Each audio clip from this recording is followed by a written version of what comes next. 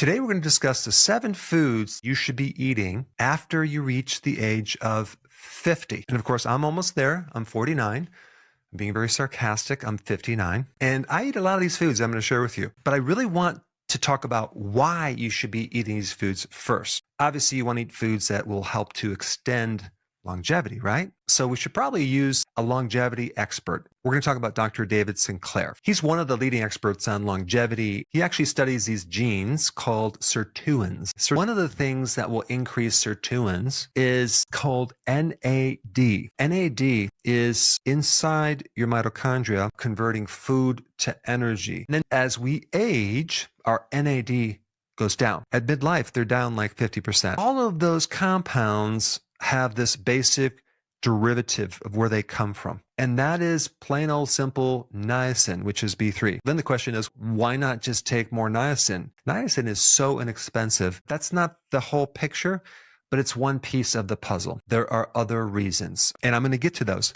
But I first want to show you a very interesting book. Now, what does this book have to do with niacin? Well, let me explain. In the late 1800s and early 1900s, there was a disease that was rampant called pellagra. It comes from consuming a diet of just corn. So apparently in corn, niacin, B3, is locked up. And so when you just mash this corn up and live on a diet of corn, which a lot of people did, you end up with pellagra. But wait a second, I thought corn has been around for a long time. Like the Aztecs consume corn products, and they, to our knowledge, didn't get pellagra.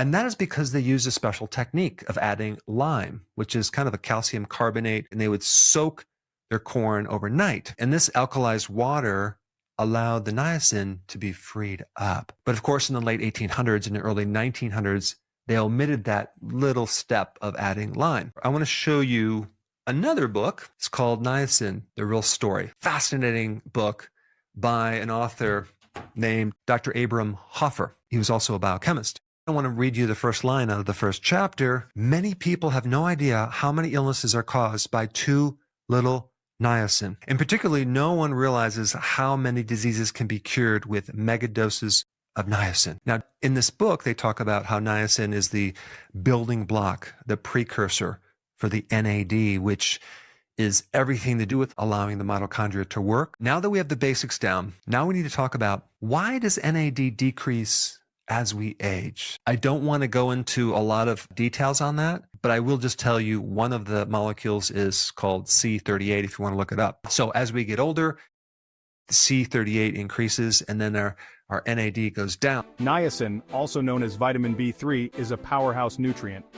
And guess what? It's hiding in some of your favorite foods. First up, chicken breast. It's not just for bodybuilders, it's packed with niacin that helps turn food into energy. Next, tuna. This fish isn't just brain food. It's a niacin-rich delight that keeps your skin glowing. Peanuts are up next. Portable, tasty, and perfect for a quick niacin fix. Ever tried mushrooms? These fungi are fabulously high in niacin. Let's not forget about brown rice. This staple grain is a niacin hero in disguise. Then there's avocado, the toast topping sensation. It's creamy, dreamy, and niacin-rich. Lastly, don't overlook potatoes. Baked, mashed, or roasted, they're a comfort food packed with niacin goodness. So add these foods to your plate and give your body the boost it deserves.